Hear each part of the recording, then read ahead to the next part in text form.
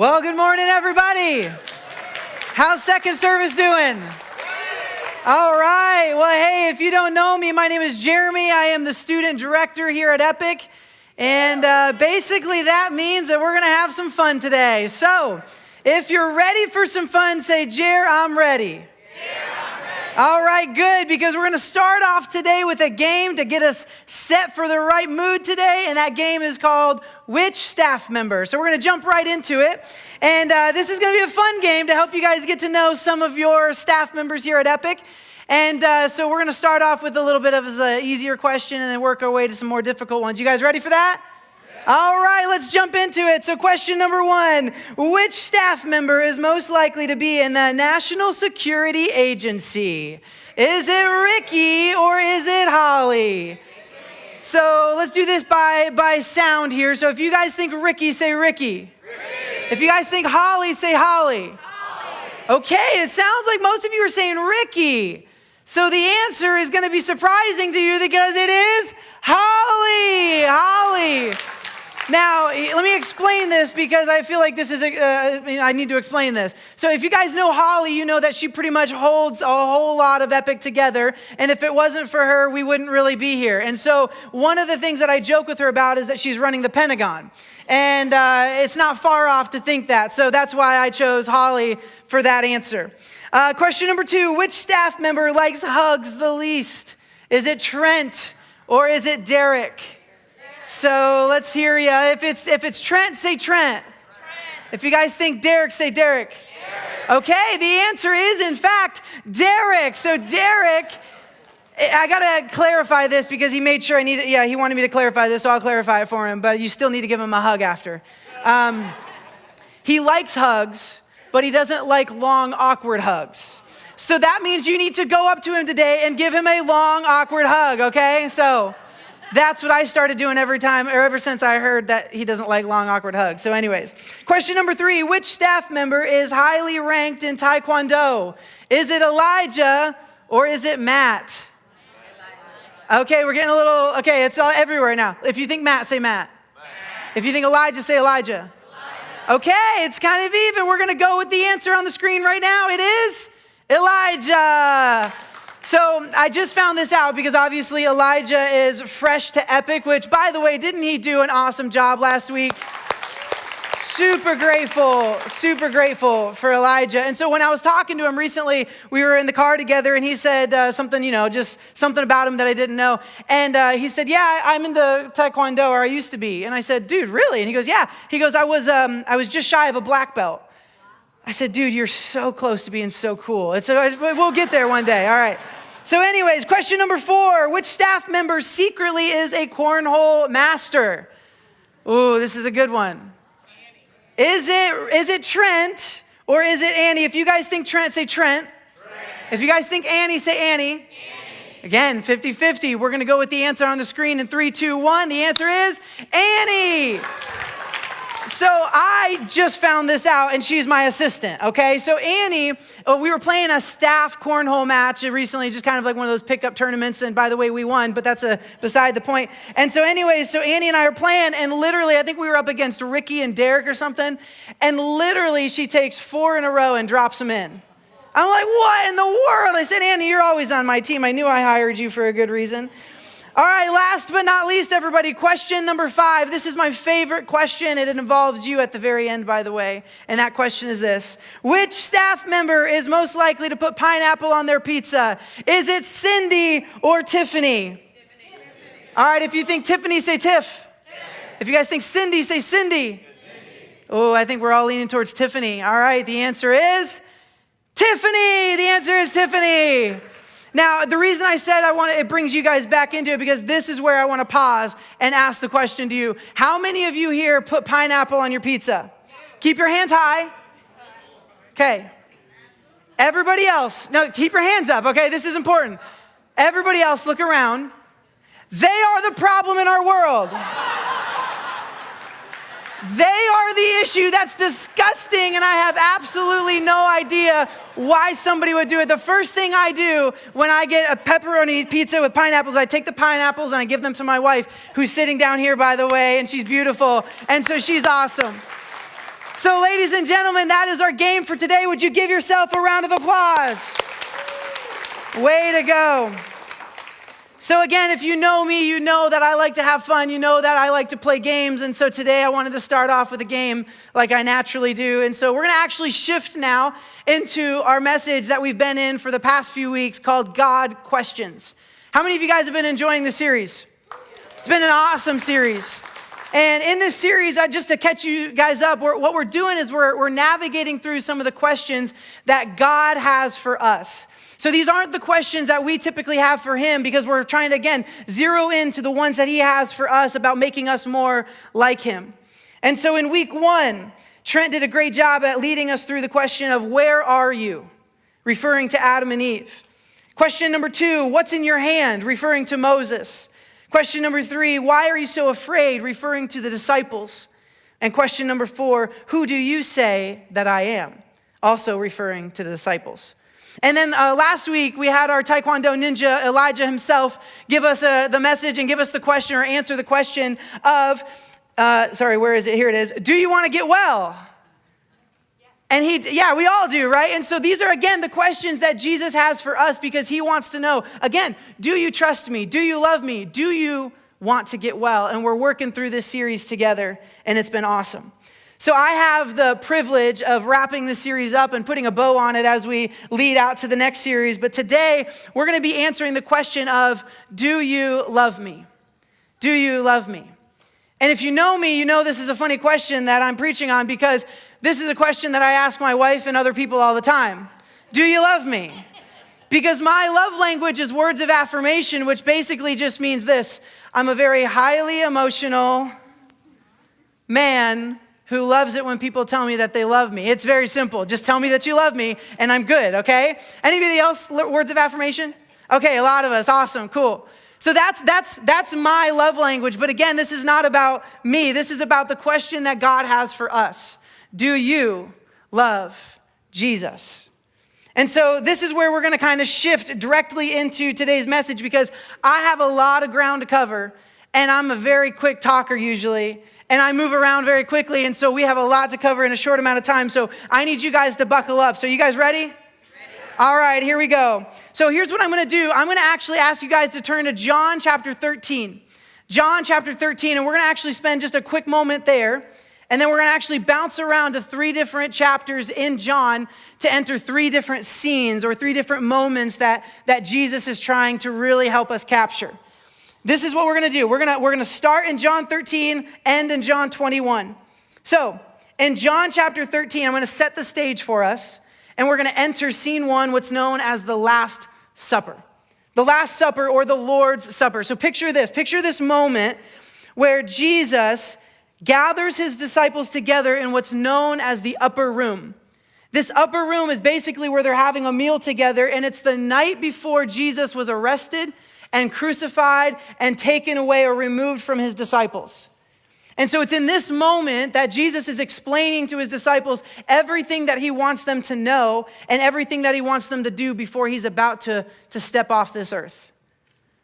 And so it's in this moment where he really kind of pinpoints Peter and helps Peter understand some important things that Peter was not really aware of. So in John chapter 13, it starts, and then all the way through John chapter 17 is completely focused on this Last Supper. So we're going to breeze through part of this, so you might want to go back and reread part of it this week.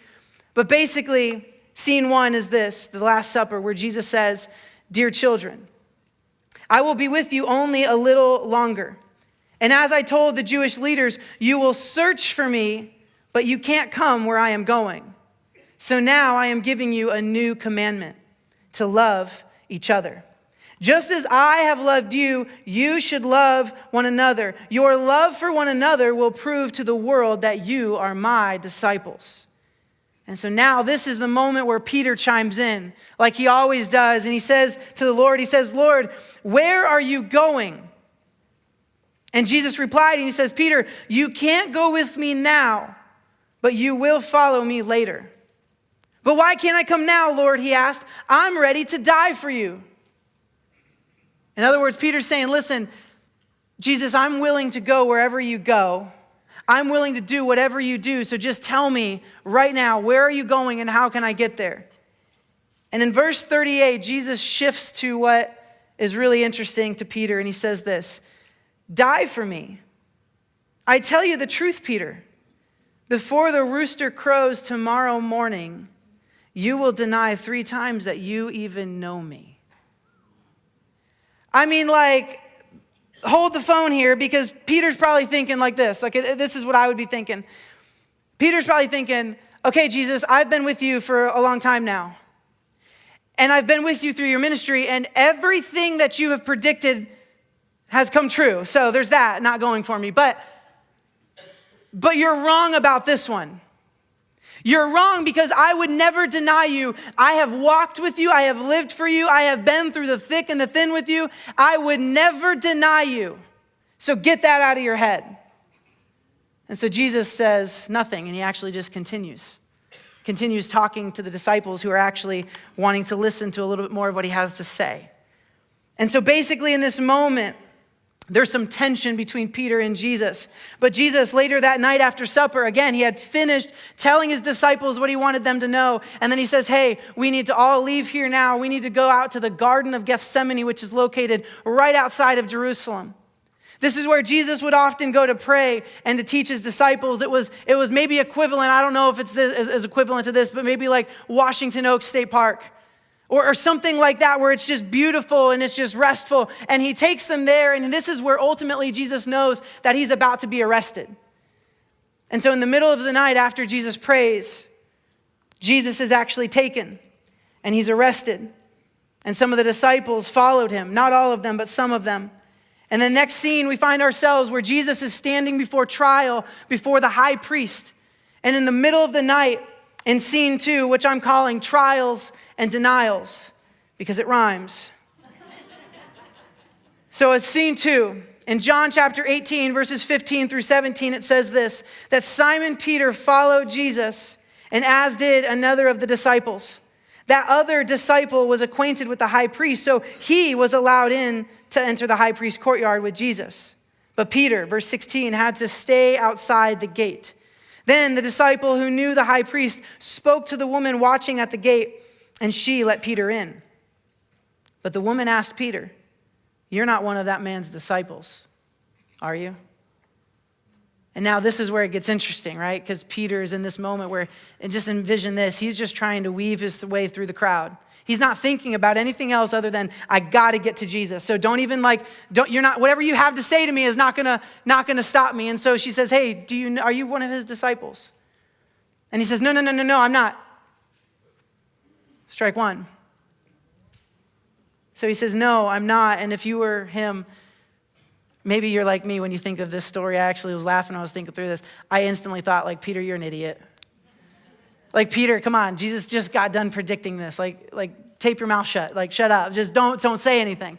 But it's in this moment that we realize that this is what we all do, right? We all get to this point in our life where we start to do things and say things that we don't normally think we would do or say. In fact, I have a question for you, and the question is this. Have you ever found yourself doing or saying something that you never thought you would do or say?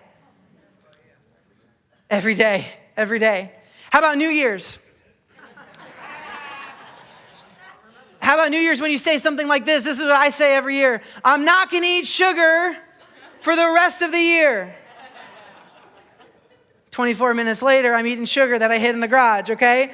And so here's what I know is that we do this kind of stuff all the time without even thinking about it. And in verse 25, it continues and it says that meanwhile, as Simon Peter was standing by the fire, warming himself, those people around him, they asked him again, you're not one of this man's disciples, are you? And he denied it again, saying, no, I'm not. Strike 2. Verse 26, but one of the household slaves of the high priest, a relative of the man whose ear that Peter had cut off, which, by the way, you need to go back and read that. It's interesting. This person asked him, didn't I see you out there in the olive grove, in the Garden of Gethsemane? Didn't I see you out there with Jesus? And after this, again, it says that Peter denied it. And immediately a rooster crowed. Now this is where I want you to put yourself in Peter's shoes or Peter's sandals. I want you to put yourself there because, again, this is a moment where we've all been. But in fact, in this moment, it's not mentioned in this book, the book that John is writing, but it is mentioned in the book of Luke that when Jesus had made, when Peter had made his final denial, he looked and he saw that Jesus was looking at him. So imagine Jesus being beaten, and it tells us in the Bible that Jesus was so beaten that you couldn't even recognize that he was a human being. And so imagine this disfigured human being, this Jesus just looking at you. And all you see is that he is just locked into your eyes. And immediately it says that Peter ran off and wept bitterly. And again, imagine what you would be feeling if this was you. If you were like me, you might be feeling a little bit of shame. Maybe some guilt or that you were unworthy of even being one of his followers. For me, and again, if you know me, it would feel as if I'm unlovable. That I'm not worth loving anymore because of what I had just done. Here's what I'd really be doing. I'd be freaking out. I'd be in my own mind because in my own mind, I start to wrestle with thoughts like, okay, do I actually love Jesus? Has it just been a fake this whole time? Have I just been walking through life and saying that I love Jesus? Or am I just claiming to love Jesus? How about this one? Do I actually have a relationship with Jesus? Let's pause there for a second. Do I actually have a relationship with Jesus? Or am I like some of those people that where the Bible actually talks about, and it says that some will get to heaven and stand before Jesus and say, like, we did all this for you, Lord. And Jesus will look them in the eye and say, depart from me, I never knew you. The reason I bring that up is because it's truth. It's what Jesus said. And I would hate for any of us to get and stand before God and recognize in that moment that we were living a fake life with the cross on our necklace that made it look like we were just, doing things for the Lord. But what if you don't have a relationship with Jesus? Again, I'm not saying that you don't. I'm saying this is what I would have felt in that moment. And I'm sure many of you have felt this way too in certain things or certain situations that have happened to you. So again, Peter in this moment, he denied Jesus, and then a few days go by. The crucifixion is over. The tomb was empty. Jesus is alive. And then at this moment, it says that Jesus actually ended up going and finding many of his disciples. And he actually revealed himself to them. But Peter had yet to have this one-on-one conversation or this big moment with Jesus to really help him see if he was still loved by Jesus. And so I'm sure Peter was thinking one of two things. He was probably thinking like Jesus is alive, this is good. But I denied him 3 times. And I wonder what he thinks of me. So one night when Peter was maybe a little depressed, it says in John 21:3 that Simon Peter said to the disciples, I'm going fishing. Which is what all of us men do when we're depressed, right? We go fishing. And all the disciples said, we'll come too, because they were depressed too. And so they all went fishing. And it says that they went out in the boat and they caught nothing all night. And nothing has changed in 2,000 years. It's just a normal thing. We never catch anything. So at dawn, it says in verse 4 that Jesus was standing on the beach, but the disciples couldn't see who he was. And so Jesus, called out and he said, fellas, have you caught any fish? And they replied, no. Then he said, throw out your net on the right side of the boat and you'll get some. And so they did, and they couldn't haul in their net because there were so many fish in it.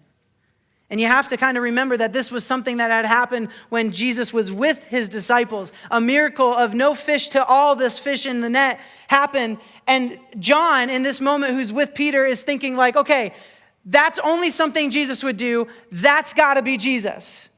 And so in this moment, in verse 7, it says, the disciple that Jesus loved, referring to John, said to Peter, it's got to be the Lord. It's the Lord. There's no other explanation.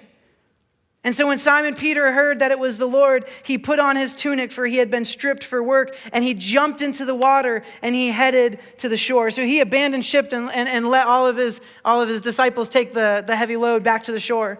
They were about 100 yards from shore, it says, and in verse 9, it says that when they got there, they found that breakfast was waiting for them, which was fish cooking over a charcoal fire and some bread. And now we arrive into scene number 3. Scene number 3 is the breakfast and the question found in John 21:15 through 19. Again, the breakfast and the question, this big moment where we're about to find out what Jesus has to say to Peter. And so I can just imagine in this moment, Peter, again, the reason why he's jumping out of the boat is because he might be like some of us, like for me for sure, where I just kind of want to, like if I have something that I need to talk about with somebody, I want to get there before anybody else is there. So he gets there, and what he finds was that Jesus didn't really do much until the others got there. So now they're all together around this breakfast. And in verse 15 of John 21, it says that after breakfast, Jesus asked Simon Peter, "Simon, son of John, do you love me more than these?" Referring to the disciples, do you love me more than these disciples love me? "Yes, Lord," Peter replied. "You know that I love you." "Then feed my lambs," Jesus told him. Jesus repeated the question, "Simon, son of John, do you love me?" "Yes, Lord," Peter said, "you know that I love you." "Then take care of my sheep," Jesus said. A third time he asked him, "Simon, son of John, do you love me?"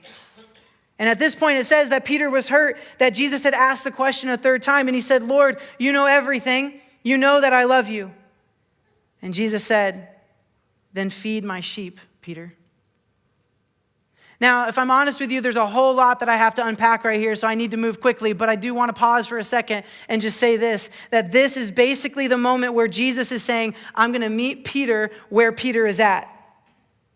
Peter was tired, Peter was ashamed, Peter was hungry, and so what does Jesus do? He makes breakfast, knowing that the disciples were tired, and if you know anything about men, we got to have food in our bellies before we start talking. And so he makes food for Peter and the disciples, and they're having this moment together. And once they're fed and once they're warm from being out on the boat all night, Jesus shifts from his physical needs to his spiritual needs, to the issue of his heart. And what's interesting here in this text is that what Jesus is doing is he's using 2 different words to describe love in this passage. And the first word is agape. Agape is the Greek word for the highest kind of love. It's the love that is referring to self-sacrificial love, or this divine love that not many people would use unless you were referring to God. And then there's the word phileo. Phileo is the Greek word for brotherly love, or the love for a friend. It would be as if I looked down here at my friend Roth and I said, "Love you, bro." Or my friend Travis and I said, "Dude, I love you. So grateful for you." If I did that, that would be phileo, not agape. But Jesus, in this moment, he shifts and he says, listen, with every question he asks, he has a challenge because of these 2 words. And the first question, he says, "Peter, do you love me?"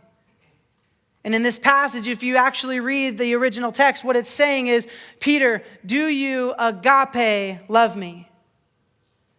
Do you love me so much that you would be willing to die for me?" And Peter again is like, "Well, I just denied you. But Lord, you know that I love you. I don't know why I did what I did. And I'm sorry, but yes, I love you. And I would die for you." "Then feed my lambs, Peter." In other words, what Jesus was saying here was, Peter, I want you to understand something, is that even though you've messed up, I'm in the business of using messed up people. And there are people that are messed up, and they need messed up people to help them. And since you're messed up, I can use you. So he says this, "Then feed my lambs," which basically means this, carefully teach those who are young in their faith. Carefully teach those who are young in their faith, because too often what churches might do is they might get comfortable with those in their church who just know a lot or who are really mature in their faith. And what happens to those who are fresh into their faith is they feel neglected and they feel like this is just not a church for me. Basically, I think what Jesus was trying to tell Peter was, I want you to be a church for people who don't do church. That's what I think he was saying. And so number 2, he says, "Do you love me? Do you not agape now?" He shifts to phileo. "Do you phileo love me?" "Yes, Lord, you know that I do. I'm good at this one. I know I love you." "Then shepherd my sheep, Peter." In other words, I want you to go to those who are a little bit further down the road in their faith, and I want you to challenge them and guide them and love them, because again, sometimes some churches like the Pharisees would take only the elite and leave the rest. Don't forget about those who know a little bit more than those who are fresh into their faith. Guide them. Question number 3, do you love me? Yes, Lord, you know everything. You know that I love you. Then feed my sheep, Peter. What this is ultimately saying is I want you to teach those who are really mature. Maybe those are actually who know a lot. I want you to teach them how to be mature in their knowledge so that they can take the truth of what Jesus has come to die for and help give it to those who need it most. And then the cycle can just continue over and over and over. What Jesus was doing here was he was not just telling Peter a challenge to do, he was encouraging Peter. I want to hit heavy on this part because in this moment, Peter, again, he's wrestling, of course, with feeling like he's even in a relationship with Jesus, but Jesus is like, hey, you messed up. That's what I came to die for. Every single one of us has messed up. And we've often, in this moment, like Peter, we've often felt like we just can't keep going or we don't have the motivation to keep going because we have messed up. And Jesus is saying, no, keep going. I have work for you to do. The author of Hebrews reminds us of the importance of encouraging and the importance of growing deeper in our faith. And he says this in chapter 6, verse 1, to not get stuck in the elementary principles of our faith, but to keep growing deeper. So Peter, find the balance of taking those who are young in their faith and shepherding them, but those who are really further down the road and shepherd them and combine them both together and teach the world how to live like Jesus. Peter would eventually write a letter to a young church, and he had the message very plain and simple: to grow in the grace and knowledge of our Lord and Savior, Jesus Christ. Don't just stop at grace. You have grace and you have knowledge. You have grace to love people and to guide people, but you have knowledge to help discern and to work through and to figure out the depth of truth. And so Peter says, listen, don't forget about the two. Combine them and love all people. The Old Testament gave us a great example of someone like this. His name was Ezra. And if you read the book of Ezra, you're going to find very quickly that in chapter 7, verse 10, that it says that Ezra was a man who studied the law of God and practiced it and taught it to all people. Far before Jesus even came onto this earth, he said, I want to do what I know God is calling me to do, which is to teach truth to people. So what Jesus was saying here was actually nothing new. It was just more focused in what he was trying to communicate. And so Jesus wanted Peter to see that even though he had sinned, he still loved Peter. And he was there to encourage Peter and to motivate Peter to keep going. Yeah, you messed up. We've all messed up, like I said. But there's got to be people in our life and in your life that are there for you to encourage you. Jesus set the example of what that looks like. You got to have friends in your life who are going to be there for you and say more than just, dude, you messed up. Like, dude, get yourself right with God, right? No. Hey, how can I help you? What do you need? I love you. Let me be there for you. Peter was a guy who needed encouragement, and I'm sure many of you need that encouragement today too. So I'm glad you're here.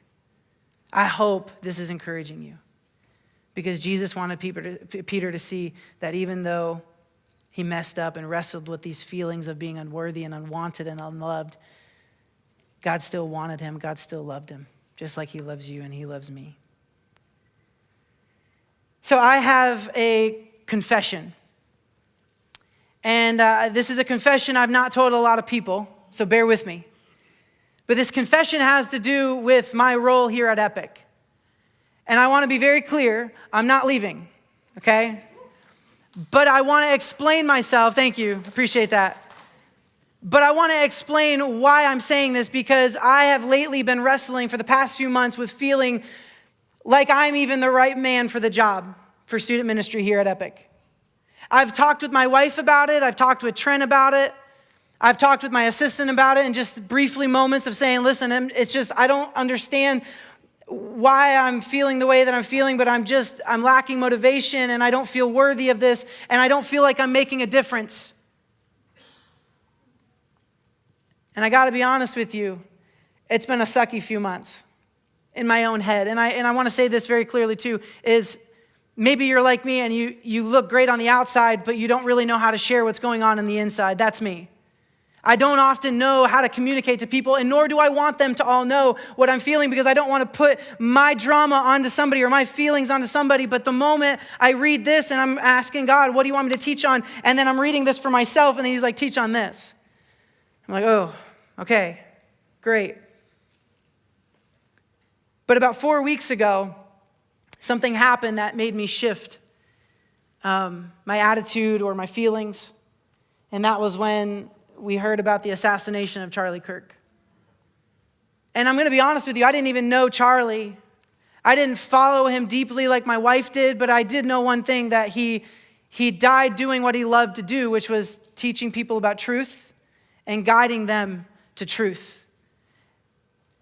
He died using his platform of politics as a way to do what he loved to do, which was tell people the love of Jesus. And now more than ever, especially men, now more than ever, people are coming to know Jesus. Not just because of Charlie Kirk, but because 2,000 years ago, Jesus had a conversation on a beach around a fire with a meal to a hurting man who was going through a whole lot of emotions in his own head and in his own heart. And it was because of that moment, Jesus looked at Peter and he says, I want you to keep going. I want you to shepherd and feed and teach and guide and love those who are struggling. And now more than ever, those who are coming to know Jesus, they need people like you. They need people like Charlie. They need people like Peter like myself, who are going through life and going through the challenges and the difficulties of life. And they need us to help them, guide them to truth.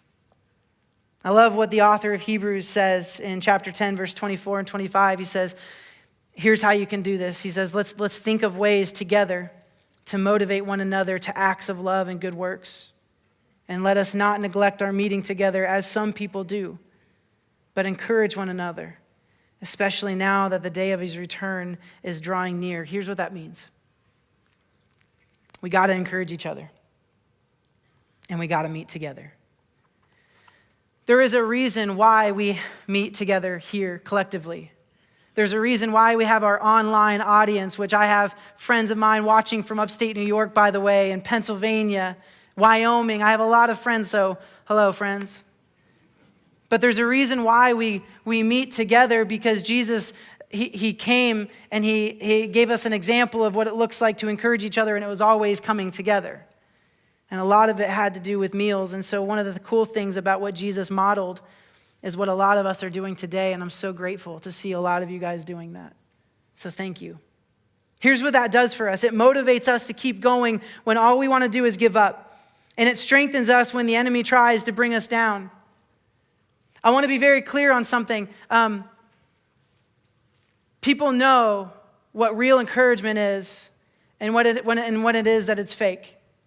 So be very careful when you're trying to help your friends through or people through it's hard times. Don't just put on a show and make it look like you're there to encourage. Actually encourage them. Show them in your actions. I want to give 3 quick examples of 3 people that have encouraged me greatly during my time here at Epic. And the first one is one of our students, Jacinda. Jacinda, are you here today? Jacinda? I don't see her. She told me she was going to be here. I'm going to have to get on her for that, okay? Unless she's just like, super shy. If you see her, let me know. I'll point her out. She's probably serving. There is that. I'm proud of her. She's serving. Way to go. So here's the cool thing is Jacinda is one of our fresh into high school girls. Her small group leader down here is Amanda. And this girl is she's wild. She's crazy. She's like me. We have high energy. And here's the thing about Jacinda is she's always on her phone. Every time I'm teaching in our student ministry, she's always on her phone. And I'm always thinking, is she on Instagram? If she's on Instagram, she at least better be posting what I'm teaching on, okay? But then she comes up to me one day after my message and she shows me her phone and she shows me a file on her phone. And in that file were notes that she has taken from all of my messages at my time or during my time here at Epic. Here's just a quick glimpse. I took some snapshots or whatever on my phone of these notes and I said, Jacinda, can I share these? And she says, absolutely. The reason why this is encouraging to me is because in my moments of feeling like what I have to say is not that important, she's writing everything down. And what that says to me is what I have to say is worth writing down and applying to my life. And so I'm so grateful for Jacinda. Help me thank Jacinda.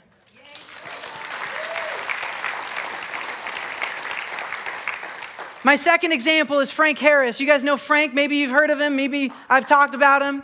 Frank Harris, yeah, I'll get a few claps. Frank is awesome. He actually texted me just a few minutes ago. I believe he's on vacation. He says, dude, I love you. Thanks for that message. That was awesome. I said, dude, thank you. He didn't know I was going to share about him today. And so Frank is the guy that's been with me in our student ministry for a few years now.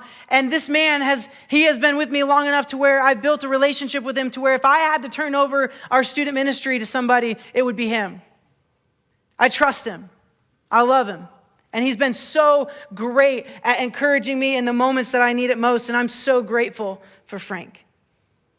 My last example is Trent, our lead pastor. Absolutely.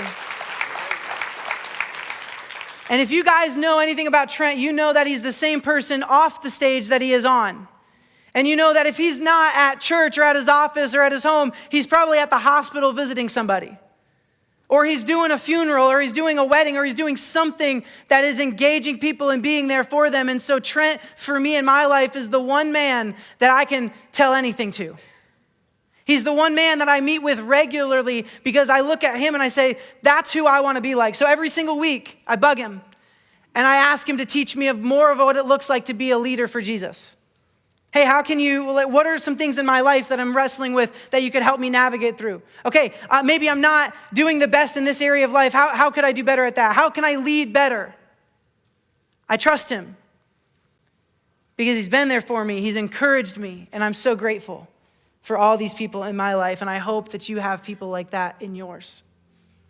And again, the reason I'm bringing this idea of encouragement up is because Peter needed it the most. He didn't need to be told what he did was wrong. He needed somebody to encourage him to keep going when he just wanted to give up. And so what did Jesus do? Had a meal with him. Let's chat. You want to get some breakfast? Got some fish.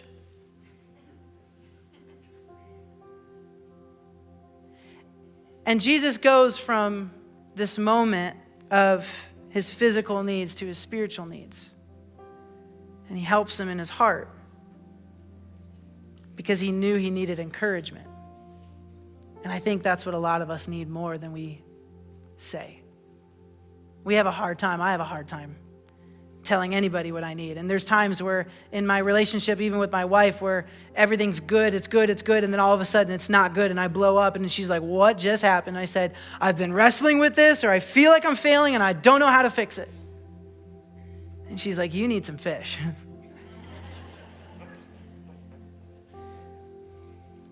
Here's what I want to bring us back to. It's the question that we've been building up to. It's the question of, do you love Jesus? The reason I'm asking is because a lot of you might feel like Peter and you need that encouragement today, and I hope to bring you that encouragement. But I hope more than anything, for those of you who are wrestling with this idea of maybe I don't love Jesus, I want to help you understand that you can. So do you love Jesus, or do you just claim to love Jesus? And if you love him, how do you show it? Are you investing in someone in your life who is new to or checking out faith? Maybe you're further down the road in your faith and you realize that there are some people that think they know it all and they need some encouragement, but they also need a little bit of a challenge to get out of their own head and to stop being cocky in their faith. Are you helping guide those people? Or are you just complaining about what the church is not doing? Because we're really good at that. Here's my bottom line for today as we start to wrap up. My bottom line is this: love requires obedience. Love requires obedience. And Jesus wanted Peter to see that, hey, guess what? You messed up. I understand. I died for you. I want you to do something now. What's that, Jesus? I want you to keep going. I forgive you. That's why I died, so that you could keep going and have an eternal life with me. And so that others could have eternal life with me. Because I don't know if you've noticed this, but the world is messed up. And every single day it seems like the world is just getting darker and darker. But here's what I know about that, is that the darker it gets, the easier it is to shine our light. So how are you shining your light? Love requires obedience. You guys remember scene 1, the Last Supper, that I just spoke about, and how Jesus was in the room with his disciples? One of the things that I skipped over was in John 14:21, where Jesus says this: you guys, those who accept my commandments and obey them are the ones who love me. In just a minute, our worship team is going to come back out, and they're going to end with a song that I asked them to play. It's this song that I heard a while ago, and honestly, I was like, I don't know if that's the one. And then it just kept coming up, and it kept coming up, and I was like, okay, that's the one I want to end on. And it's a song called Never Known. And it's basically this song where it says, like, I've messed up, and I've got all these burdens, but I've never known a love like his. So I hope this song, as we close, is encouraging to you, because Jesus loves you. He loves you so much, and he wants a deep relationship with you, even if you think you already have one. And even if you don't have one, guess what? In just a second, I want to actually speak directly to those of you who would say, I don't think I have a relationship with Jesus. So I'm going to pray, and the band's going to come out, and they're going to sing a song. So if you would you guys pray with me?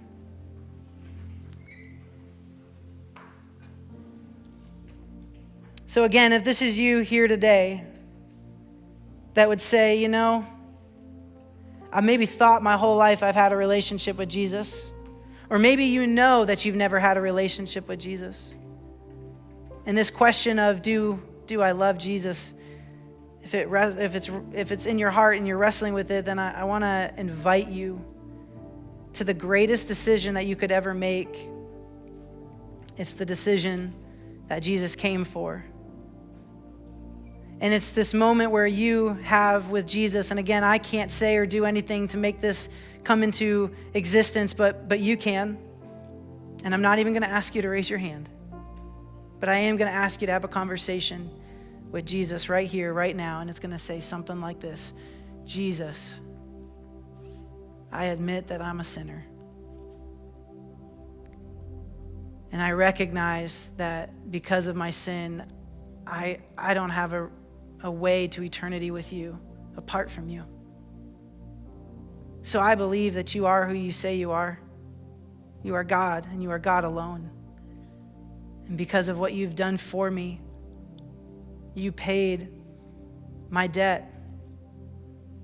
And you say that if I believe, then I can have a relationship with you for eternity. And so, Lord, I believe, and I place my faith in you. So if that's you, I just want to say, welcome to God's family. Now, for the rest of us that are maybe in a relationship with Jesus and are saying, I just need to work on a few things in my life, God, would you help us do what you asked Peter to do? Would you help us to guide, to feed, to shepherd, and to love people well? We need all the help we can get, Lord. And so we ask that you would give us this help.